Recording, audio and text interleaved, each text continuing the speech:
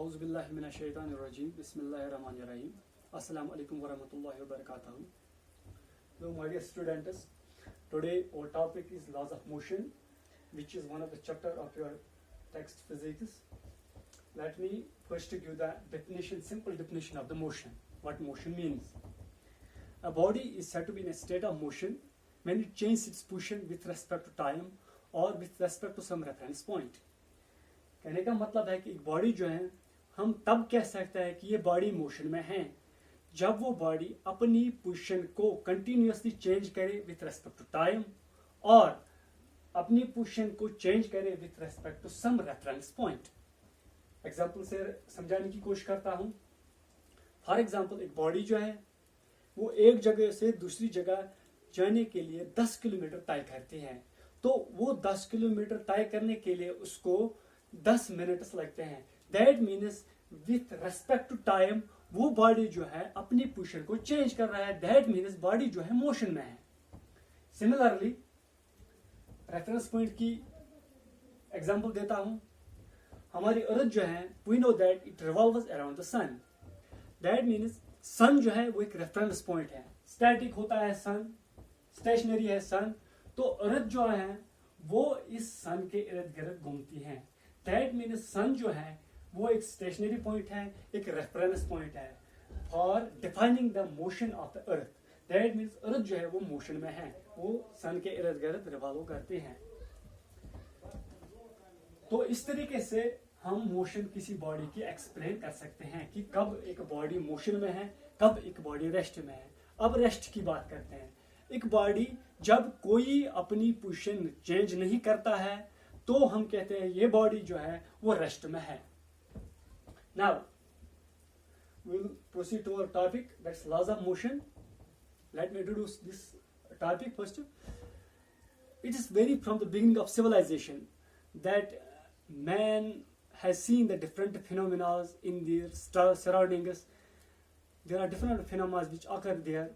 तो ये सारे फिनोमेना जो थे, ये सारी चीज़ें जो हो रही थी इंसान के सराउंडिंग में, तो ये चीज़ें इंसान को ये सोचने पे मजबूर कर रही थी कि आखिर ये फिनोमेना होते क्यों हैं, इनके होने के पीछे कौन से लॉजिक्स हैं. तो फॉर एग्जांपल हमारे सराउंडिंग्स में जब हम देखते हैं, फॉर एग्जांपल कोट करता हूँ एग्जांपल की, एक बॉल जो है वो ग्राउंड पे चलती है.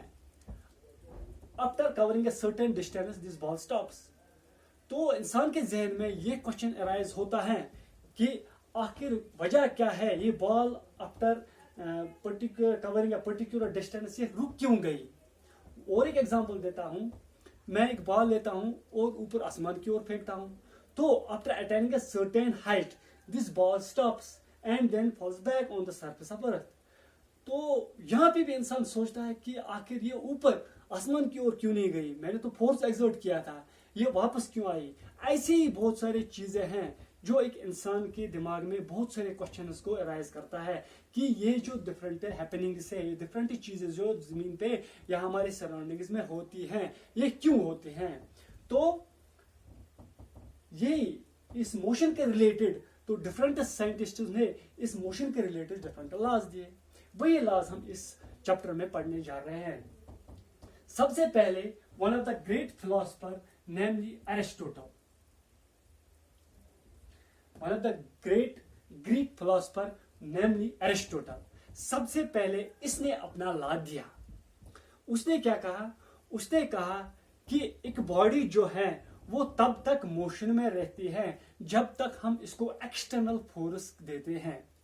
सो he says that a body will remain in the motion till we exert the external force behind it. तो तब तक जो है वो बॉडी मोशन में रहेगी. Once this external force is removed, the body will stop. He says that every body is having its internal capacity to stop itself.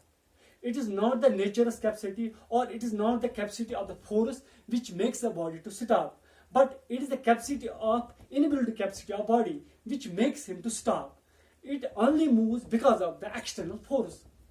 तो उसने एक एग्जांपल कोट की, जैसे फॉर एग्जांपल मैं इस एग्जांपल से आपको समझाने की कोशिश करूंगा. से वी हैव अ कार्ट. एक कार्ट को जो एक हॉर्स खींच रहा है ये कार्ड जो है तब तक मोशन में रहेगा जब तक एक हॉर्स इसको खींचता जाएगा। जैसे ही हॉर्स रुक जाएगा, हॉर्स को इस कार्ड से अलग किया, तो कार्ड जो है वो स्टॉप करेगा, वो रेस्ट में आएगा। तब तक ये रेस्ट में नहीं आएगा जब तक न हम इस हॉर्स को वहां से हटाएंगे या हॉर्स को स्टॉप करेंगे। और वन मोर एग्जांपल उसने बताया उस वक्त, जैसे एक एरो को हम हवा में वो करेंगे, हवा में डालेंगे, तो ये एरो जो है ये तब तक चलता रहेगा जब तक एयर इसको पीछे से पुश करता रहेगा। जैसे ये एयर ने इसको पीछे से पुश करना बंद किया तो वो जो है वो एरो जो है वो नीचे गिर जाएगा। दैट मीन्स उसके कहने का मतलब था इन शॉर्ट कि एक बॉडी को मोशन में लाने के लिए, यूनिफॉर्म मोशन में चलाने के लिए एक एक्सटर्नल फोर्स की जरूरत होती है। अदरवाइज हर एक बॉडी की अंदरूनी क्षमता होती है कि वो खुद को रोके। But later on this law was discarded by one more great scientist known as Galileo.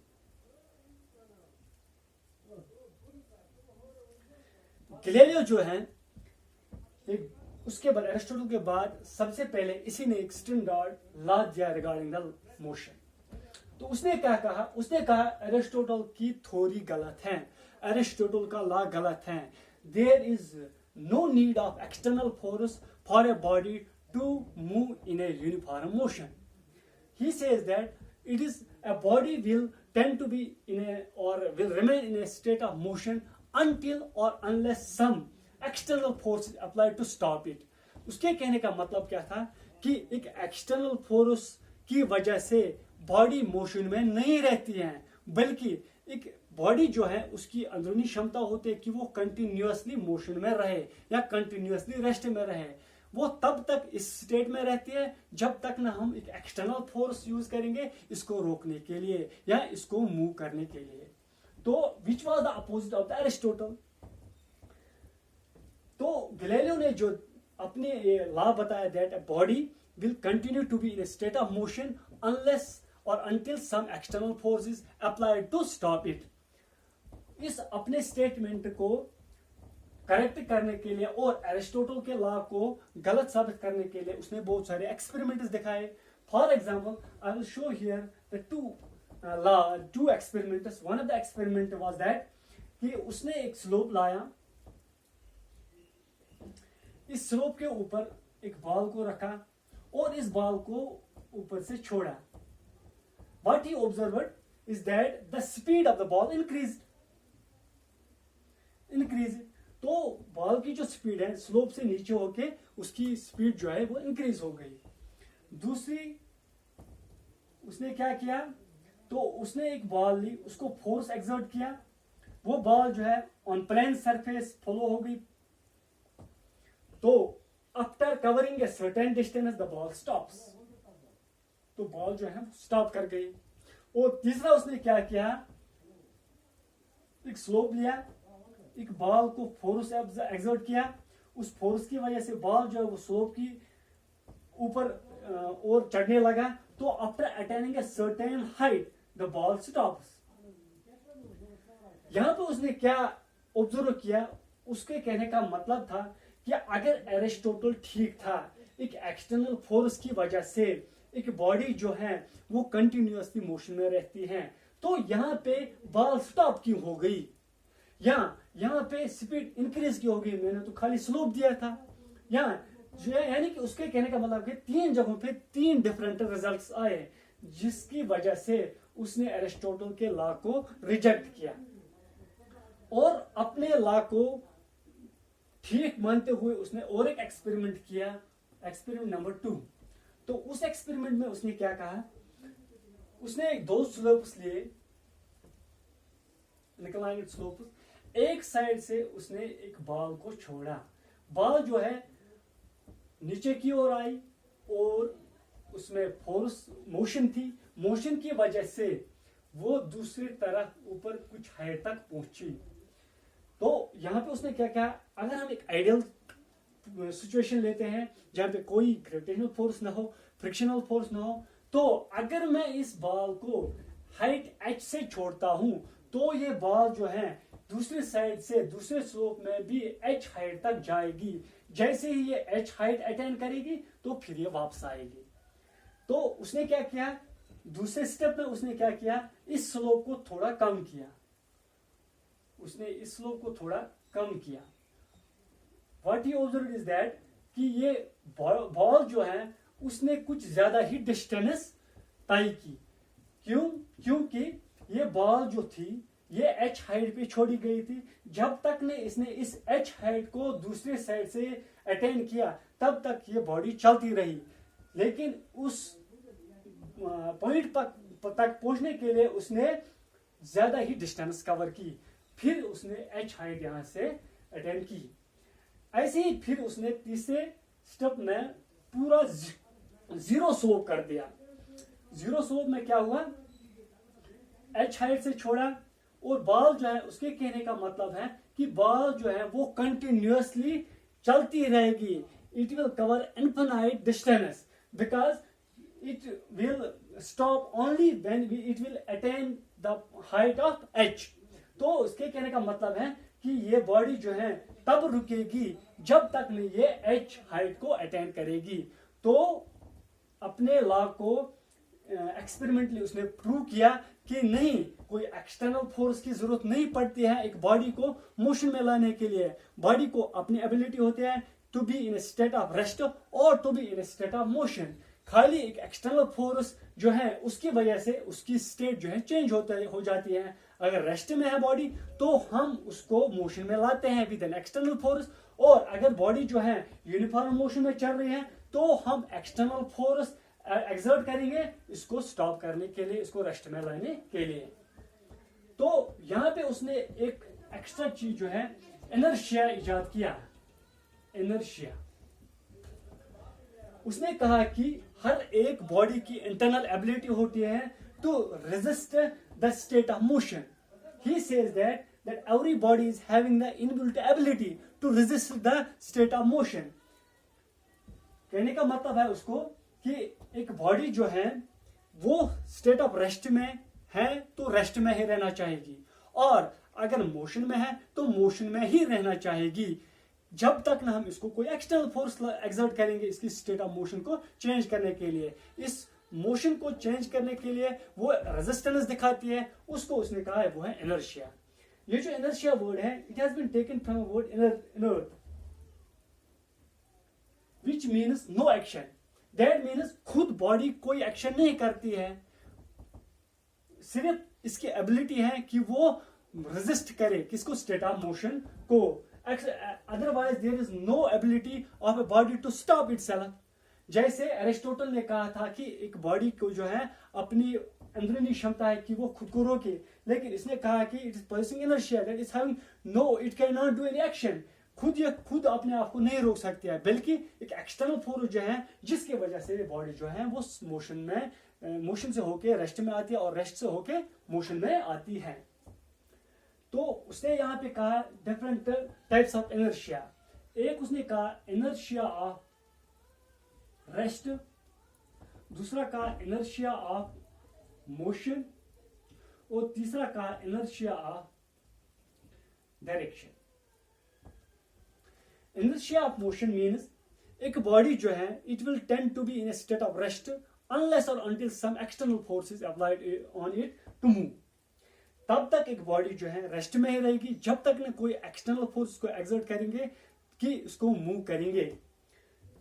दूसरा उसने कहा इनर्शिया ऑफ मोशन, एक बॉडी जो है तब तक मोशन में ही रहेगी जब तक न हम उसको एक्सटर्नल फोर्स एक्सर्ट करेंगे और इसको रेस्ट में लाएंगे। तीसरा उसने कहा इनर्शिया ऑफ डायरेक्शन, एक बॉडी जो है तब तक एक पर्टिकुलर डायरेक्शन में चलती रहेगी जब तक ना इसको एक्सटर्नल फोर्स एक्सर्ट करेंगे ताकि ये अपनी डायरेक्शन चेंज करे। तो इसके बाद गैलीलियो के लॉ के बाद और एक वेल नोन साइंटिस्ट, उसका नाम था इसाक न्यूटन। तो इसाक न्यूटन ने अपने लॉज दे about the motion.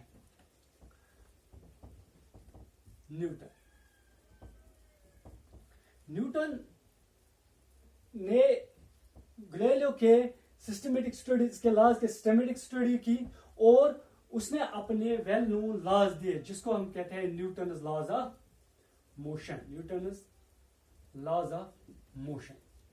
So important laws, इसने अपने 3 लॉज दिए रिगार्डिंग द मोशन। पहला लॉ था न्यूटन का first law. Newton first law कहता है a body will tend to be in a state of rest or in a state of motion until some external force is applied on it। कहने का मतलब है कि एक body जो है तब तक रेस्ट में ही रहेगी जब तक न इसको एक्सटर्नल फोर्स एक्सर्ट करेंगे, या मोशन में रहेगी तब तक जब तक ना हम इसको रोकने के लिए एक्सटर्नल फोर्स एक्सर्ट करेंगे। तीसरा, पर्टिकुलर डायरेक्शन में चली जाएगी जब तक ना हम इसको एक्सटर्नल फोर्स यूज करेंगे इसकी डायरेक्शन चेंज करने के लिए।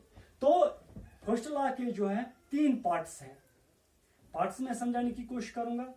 पहले पार्ट में न्यूटन कहता है एक बॉडी जो है वो अगर रेस्ट में है तो रेस्ट से उसको मोशन में लाने के लिए फोर्स की जरूरत पड़ेगी। तो ये बॉडी जो है it will not change its position, it will remain as it is in rest, that means it will remain in rest unless some external force is applied। जैसे हम फोर्स अप्लाई करते हैं तो ये मूवमेंट दिखाएगी, first part में। दूसरे part में न्यूटन बताता है एक बॉडी जो है वो अगर मोशन में है, ये इसको रोकने के लिए हमें जरूरी है एक्सटर्नल फोर्स एक्सर्ट करने की। फॉर एग्जाम्पल एक गेंद जो है वो चल रही है, उस गेंद को रोकने के लिए कोई एक्सटर्नल फोर्स जरूरी है। फॉर एग्जाम्पल फ्रिक्शनल फोर्स होता है, ये गेंद जो होती है जो ग्राउंड पे चलती है ये फ्रिक्शनल फोर्स की वजह से स्टैटिक पोजीशन में आती है। तीसरा उसने कहा डायरेक्शन, पार्ट थर्ड में उसने डायरेक्शन की बात की। उसने कहा कि अगर एक बॉडी जो है पर्टिकुलर डायरेक्शन में चल रही है, उसकी डायरेक्शन को चेंज करने के लिए एक एक्सटर्नल फोर्स की जरूरत पड़ती है जिसकी वजह से ये बॉडी जो है अपनी डायरेक्शन चेंज करता है। एग्जांपल कोट करता हूं। फॉर एग्जांपल मून जो है वो अर्थ के इर्द गिर्द रिवॉल्व करती है, लेकिन मून की डायरेक्शन है particular direction, but it continuously changes its direction, it follows an elliptical path around the earth. वजह क्या है ये कंटिन्यूअसली अपनी डायरेक्शन चेंज करती है? क्योंकि अर्थ का जो ग्रेविटेशनल फोर्स है ये मून को मजबूर करता है अपनी डायरेक्शन चेंज करने में। तो मून जो है वो कंटिन्यूअसली अपनी पोजीशन अपनी डायरेक्शन चेंज करता है और रिवॉल्व करता है अराउंड अर्थ। तो ये 3 पार्ट्स थे फर्स्ट लॉ, न्यूटन्स की फर्स्ट लॉ। न्यूटन्स का जो फर्स्ट लॉ है, अगर मैं इसको दूसरे तरीके से आपके सामने प्रेजेंट करूंगा, let me present it in another way, which is one of the important thing in this Newton's law. For example, if the net force applied on a body is 0, अगर एक बॉडी पे net force जो है apply किया गया है वो 0 है, then acceleration is also equal to 0। दूसरा तरीका है इस न्यूटन्स के फर्स्ट लॉ को समझाने का कि अगर नेट अप्लाइड फोर्स एक बॉडी पे जो है वो 0 है तो बॉडी की जो एक्सेलरेशन है वो भी 0 होगी। इस एक्सेलरेशन 0 होने का मतलब है rate of change of velocity is also 0, then there will no change in the velocity. इसका मतलब है फिर कि वेलोसिटी का जो मैग्नीट्यूड है, magnitude of velocity is constant, और जो डायरेक्शन है, डायरेक्शन जो है वो भी कांस्टेंट है। तो मेरे कहने का मतलब है कि न्यूटन्स फर्स्ट लॉ जो है वो हम दूसरे तरीके से भी इंटरप्रेट कर सकते हैं। जैसे if net force applied on a body is 0, then the acceleration of body is equal to 0। इसका मतलब है जब एक्सेलरेशन 0 है, rate of change of velocity is 0। जब रेट ऑफ वेलोसिटी चेंज है, rate of velocity is 0, then the magnitude of the velocity is constant, or we can say that the direction of the body is constant। अब मैं example से थोड़ा इसको समझाने की कोशिश करता हूं। For example I will take a body, say it's in rest.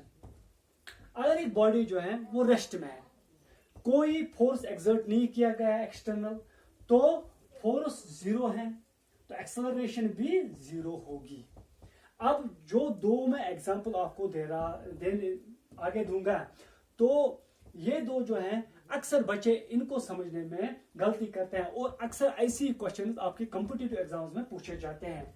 For example, one more example is that, अगर एक बॉडी है, इस बॉडी को दो बच्चे अलग अलग डायरेक्शन में, डिफरेंट डायरेक्शन या अपोजिट डायरेक्शन में खींच रहे हैं।